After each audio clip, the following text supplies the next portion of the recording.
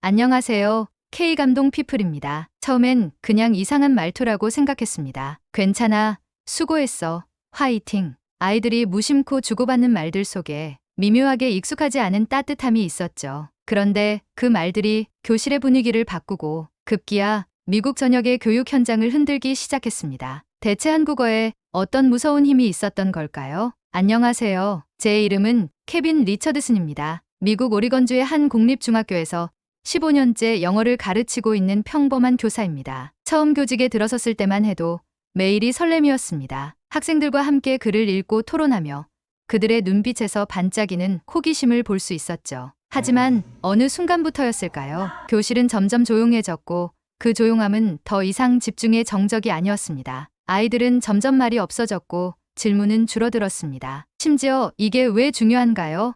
같은 기본적인 물음도 사라졌죠. 교과서는 여전히 셰익스피어와 해밍웨이를 가르치고 있었지만 그 속의 울림은 아이들에게 닿지 않았습니다. 수업 시간은 단순한 시간 때우기처럼 느껴졌고 저는 점점 지쳐갔습니다. 그날도 평범한 하루였습니다. 수업을 마치고 아이들이 하나둘 교실을 나가던 찰나 한 학생이 친구에게 말하는 걸 우연히 듣게 됐습니다. 괜찮아. 다음에 잘하면 돼. 그 짧은 말이 이상하게 제 마음을 붙잡았습니다. 단순한 위로였지만 왠지 모르게 그 속에 깊은 온기가 느껴졌죠. 그 말은 아이들이 평소에 잘 쓰던 어투가 아니었습니다. 낯선 감성이었고 그래서 더욱 마음에 남았습니다. 며칠 뒤 교무실에서 점심을 먹다가 학생들 사이에서 인기라는 넷플릭스 드라마 이야기를 들었습니다. 오징어 게임. 처음에는 그냥 그런 액션 드라마겠거니 했죠. 하지만 교사로서 아이들이 빠져드는 콘텐츠가 어떤 것인지 궁금해졌습니다. 집에 돌아온 후 별 생각 없이 첫 화를 틀었습니다. 그리고 저는 그 밤을 꼬박 세워 정주행하게 되었습니다. 처음엔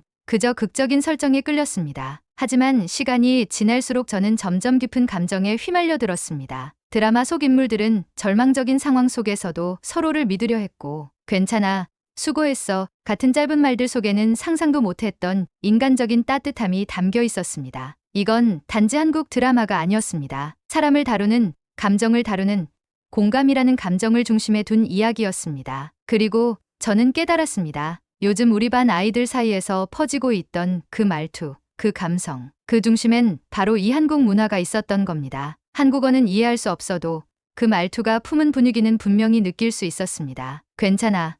천천히 해도 돼. 할 수 있어. 이 짧은 말들이 얼마나 큰 위로가 되는지 그날 처음으로 실감했습니다. 다음 날 아침 저는 아이들 앞에서 말했습니다. 얘들아, 나 어제 오징어 게임 봤어. 아이들은 놀라며 눈을 동그랗게 떴고 몇몇은 박수를 치며 웃었습니다. 그리고 이어서 제가 말했죠. 괜찮아라는 말 참 따뜻하더라. 그 말 하나로 뭔가 마음이 편해지더라고. 그 순간부터 무언가 조금씩 변하기 시작했습니다. 제가 먼저 아이들에게 다가가자 아이들도 다시 웃기 시작했습니다. 그리고 저는 생각했습니다. 그렇다면 수업 속에 이 따뜻함을 조금 더 녹여볼 수 있지 않을까? 그날 이후 저는 수업 방식에 작은 변화를 주기 시작했습니다. 셰익스피어의 맥베스를 설명하며 한국 드라마 속 인물들과 비교해보고 단어 퀴즈 시간에는 한국어 표현을 하나씩 소개했습니다. 오늘의 한국어는 화이팅, 영어로는 You got this 정도 될까? 아이들은 즐거워했고 어느샌가 쉬는 시간 복도에서 화이팅, 괜찮아를 주고받는 풍경이 익숙해졌습니다. 처음엔 단순한 말장난처럼 보였지만 그 말들은 아이들의 관계에 온기를 불어넣고 있었습니다. 특히나 예민한 사춘기의 학생들이 괜찮아라는 말을 스스럼없이 주고받는 모습은 예전엔 상상도 못했던 장면이었죠. 그리고 어느 날 학생 자치회에서 뜻밖의 제안이 나왔습니다. K컬처 클럽을 만들고 싶어요. 이건 단순한 팬 활동이 아니라 한국 문화를 함께 배우고 나누자는 취지였습니다. 처음엔 관심 있는 아이들 몇 명이 모일 거라 생각했습니다. 하지만 예상은 완전히 빗나갔습니다. 전교생의 3분의 1이 지원서를 냈고 클럽 시간만큼은 꼭 참석하고 싶다는 의견이 빗발쳤습니다. 아이들은 스스로 한국어 인사말을 익히고 한글 자모를 외우고 한국 드라마나 아이돌 그룹에 대해 토론하면서 서로를 알아갔습니다. 단순한 팬 문화를 넘어서 정서적으로 연결되고 있는 느낌이었습니다. 그 모든 변화의 시작은 한마디였습니다. 괜찮아. 그 말이 제 교실을 바꾸고 아이들의 마음을 바꾸고 있었습니다. 그날 이후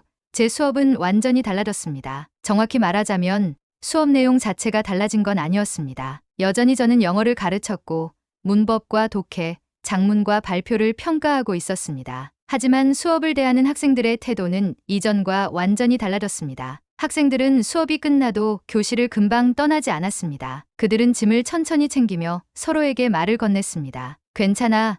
오늘 수고했어. 화이팅. 이 짧은 말들이 어느새 우리 교실의 일상 언어가 되어 있었습니다. 심지어 몇몇 학생은 수업 중에 선생님, 그 한국 표현 뭐였죠? 하고 먼저 물었습니다. 하루는 한 남학생이 수줍게 다가와 말했습니다. 선생님, 수고했어요는 꼭 어른한테만 쓰는 말이에요. 친구끼리는 안 돼요. 저는 웃으며 대답했습니다. 친구에게도 당연히 쓸 수 있지. 진심만 있다면 누구에게나 따뜻한 말이 될 수 있어. 그날 그 학생은 친구에게 이렇게 말했습니다. 야, 오늘 수고했다. 발표 멋있었어. 그 말에 친구는 머쓱하게 웃었고 둘은 장난처럼 툭툭 어깨를 쳤습니다. 이 작은 변화들이 이어지며 저는 점점 용기를 얻었습니다. 그렇다면 이 한국어라는 언어를 더 적극적으로 수업에 도입해도 되지 않을까? 처음에는 매주 한 단어씩 소개하는 방식으로 시작했습니다. 월요일마다 오늘의 한국어 코너를 만들었고 아이들은 직접 노트에 써서 외우기 시작했습니다. 배고파요. 잘했어요.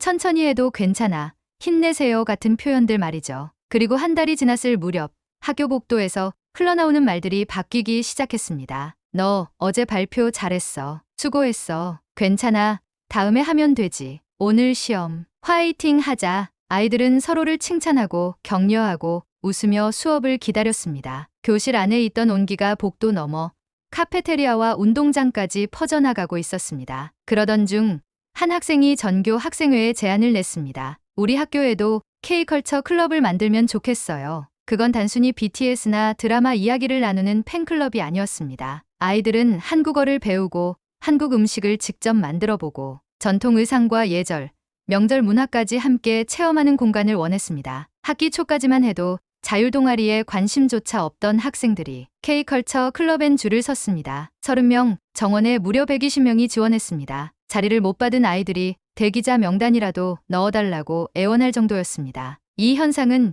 교장 선생님의 귀에도 들어갔고 얼마 지나지 않아 저는 교장실로 초대받았습니다. 케빈 선생님, 이 K컬처 붐을 보면서 생각이 듭니다. 혹시 이 아이들의 관심을 더 구조적으로 이끌 방법은 없을까요? 그 질문은 제 인생에서 두 번째 전환점이 되었습니다. 저는 조심스럽게 아이디어를 꺼냈습니다. 선생님, 한국어를 정식으로 가르치는 선택 과목을 운영해보면 어떨까요? 1년만이라도 시범적으로요. 지금의 아이들은 단순한 유행이 아니라 관계를 찾고 있습니다. 교장 선생님은 고개를 끄덕였습니다. 그리고 말했습니다. 그렇다면 다음 이사회 회의에 이 안건을 발표해 주실 수 있겠습니까? 솔직히 말하면 그 순간 저는 굉장히 두려웠습니다. 영어 교사인 제가 한국어를, 그것도 공립학교 제도에 제안한다는 건 전례가 없는 일이었으니까요. 하지만 교사로서 저는 이 변화의 물결을 외면할 수 없었습니다. 며칠 밤을 새워 자료를 만들었습니다. 한국어의 문자 체계, 정서적 표현력, 학생들의 자발적 학습 사례,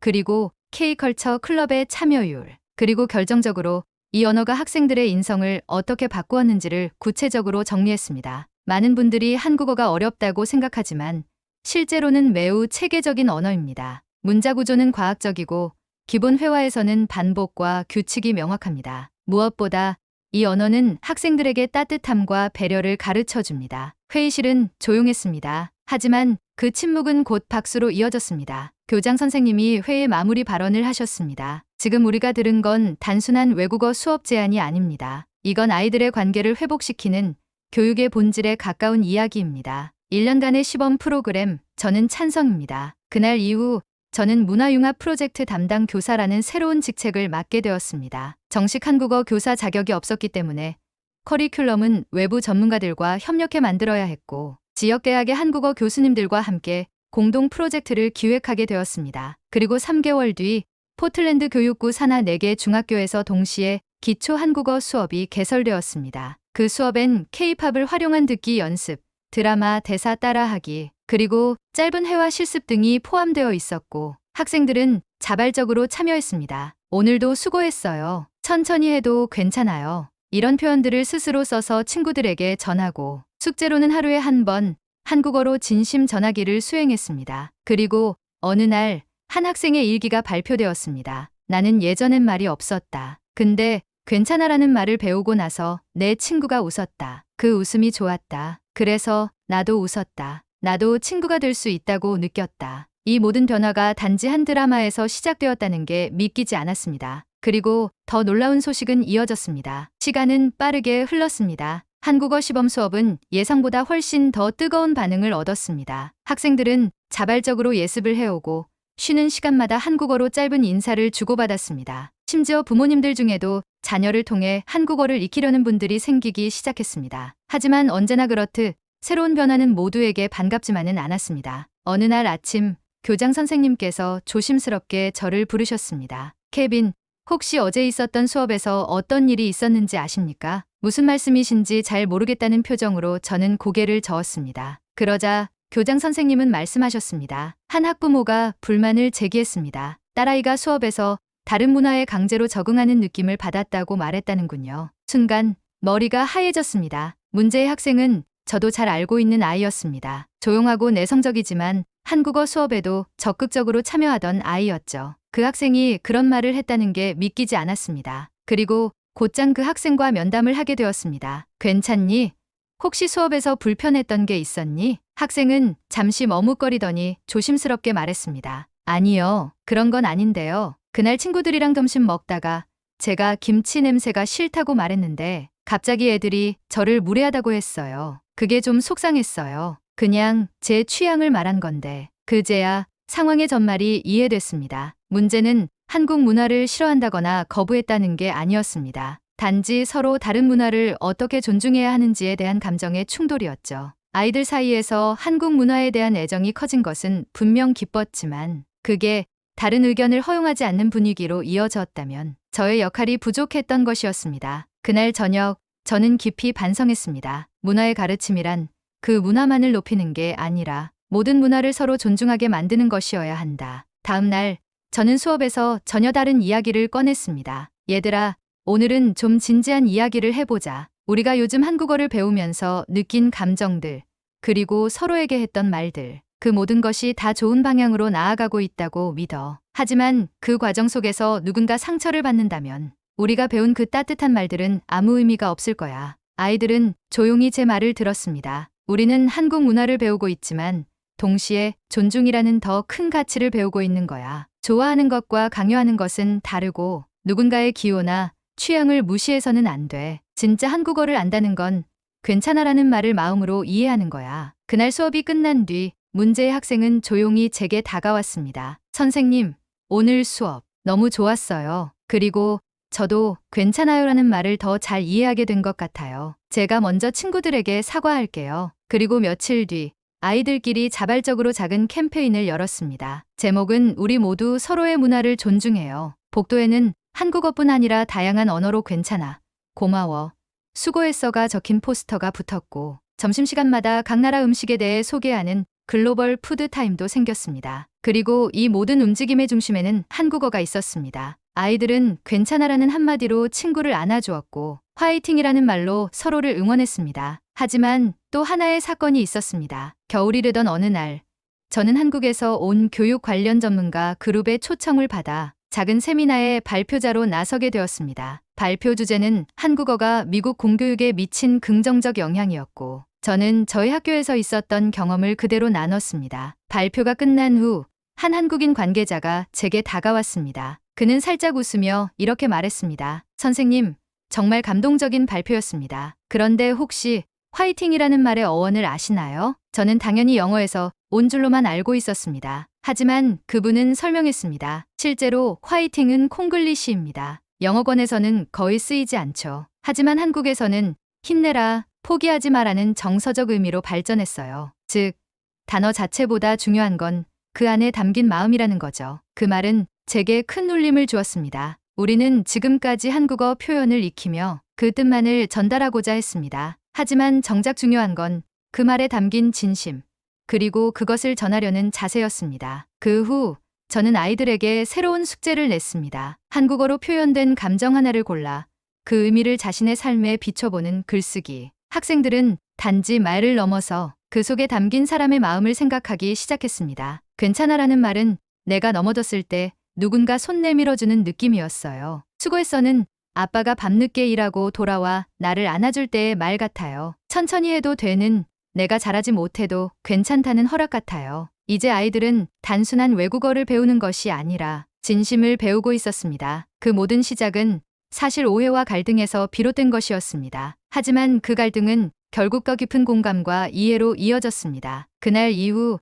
제 수업은 더는 단순한 영어 수업이 아니었습니다. 그건 마음을 잇는 수업이었습니다. 1년이라는 시간이 지났습니다. 그동안 저는 수많은 아이들과 함께 울고 웃으며 단지 언어가 아닌 마음을 가르쳤습니다. 괜찮아, 수고했어, 화이팅이라는 짧은 한국어 표현들은 아이들의 일상에 깊이 스며들었고 교실의 풍경은 완전히 달라졌습니다. 그리고 그 변화는 저희 학교를 넘어 포틀랜드 교육구 전체로 확산되기 시작했습니다. K컬처 클럽은 이제 단순한 동아리가 아니었습니다. 매달 한 번 열리는 한류 체험의 날엔 한국 전통 음식 만들기, K-팝 댄스 클래스, 드라마 OST 따라 부르기, 한글 손글씨 쓰기 체험까지 아이들이 자발적으로 준비하고 진행했습니다. 심지어 교사들 중 몇 명도 저도 한국어 한마디쯤 익히고 싶어요라며 방과 후 수업에 참여하기 시작했죠. 수학 선생님은 수업 시작 전에 안녕하세요로 인사하고 체육 선생님은 경기 시작 전에 화이팅을 외쳤습니다. 이 변화에 교육부는 관심을 가졌고 고천미 교육협회에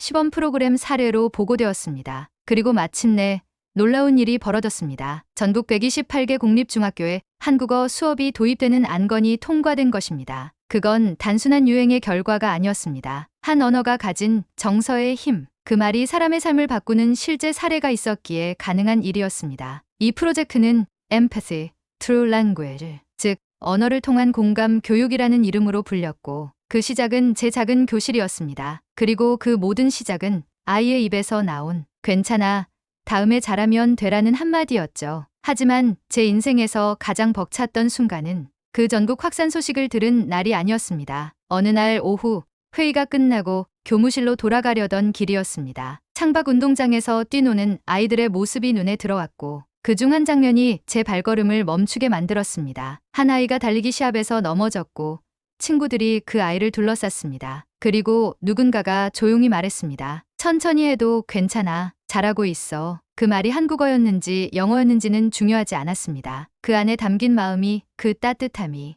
이제는 이 교정 전체에 퍼져 있었기 때문입니다. 그 순간 저는 울컥했습니다. 15년 넘게 교사로 살면서 수많은 수업을 준비하고 수많은 시험지를 채점했지만 교사로서 가장 뿌듯한 순간이 언제였냐고 묻는다면 바로 그날 창밖의 그 장면을 보았던 그때라고 말할 수 있을 겁니다. 저는 여전히 영어를 가르치는 교사입니다. 셰익스피어의 문장을 분석하고 수필을 쓰게 하며 어휘 시험을 냅니다. 하지만 이제 제 수업 시작은 다릅니다. 안녕하세요. 오늘도 화이팅이에요. 그리고 그 말은 단순한 인사 이상의 의미를 가집니다. 너는 혼자가 아니야. 오늘도 너는 충분히 잘하고 있어. 천천히 가도 괜찮아. 어쩌면 우리는 너무 오랫동안 언어를 정보 전달의 수단으로만 생각했는지도 모릅니다. 하지만 언어는 단어를 넘어서 사람의 마음을 전하는 매개체입니다. 한국어는 그런 언어였습니다. 짧지만 깊은 정서, 부드럽지만 강한 울림. 괜찮아는 단지 내 글자가 아니었습니다. 그건 손 내미는 행동이었고 마음을 안아주는 포옹이었습니다. 1년 후 전미대학 교육협회 보고서엔 이런 문장이 실렸습니다. 한국어 수강 신청률 38% 증가, 단순한 언어가 아닌 공감의 교육. 그리고 그 보고서에는 저희 학교 이름도 함께 적혀 있었습니다. Empathy Through Language의 시초로 말이죠. 이제 저는 종종 한국 교육자들과 온라인으로 교류합니다. 그들은 묻습니다. 정말 그 작은 한국어 표현 하나가 그렇게 큰 변화를 만들었나요? 저는 미소 지으며 대답합니다. 네, 정말입니다. 아이들의 언어는 그들의 마음을 바꿨고 그 마음은 결국 세상을 바꾸기 시작했습니다. 한국어가 우리 학교에 가져다 준 건 단지 단어 몇 개가 아니었습니다. 그건 사람을 바라보는 방식의 변화였습니다. 학생들이 서로를 존중하게 되었고 실수해도 괜찮다는 안전한 공간이 생겼으며 말 한마디로 친구를 안아줄 수 있는 문화가 만들어졌습니다. 그리고 저는 이제 확신합니다. 언어는 세상을 바꿀 수 있습니다. 그리고 그 언어가 담고 있는 진심이야말로 진정한 교육의 시작입니다. 그 시작을 저는 한국어에서 만났습니다. 진심의 언어는 국경을 넘고 교실을 바꿉니다. 한국어는 지금 미국의 아이들에게 따뜻함을 가르치고 있습니다. 당신이 아는 짧은 한마디가 누군가의 하루를 바꿀 수 있습니다. 여러분, 오늘의 영상은 어떠셨는지요? 마지막으로 1초면 충분한 구독과 좋아요를 부탁드립니다. 늘 건강하시고 마음 따뜻한 영상으로 다시 찾아뵙겠습니다. 지금까지 K감동 피플이었습니다.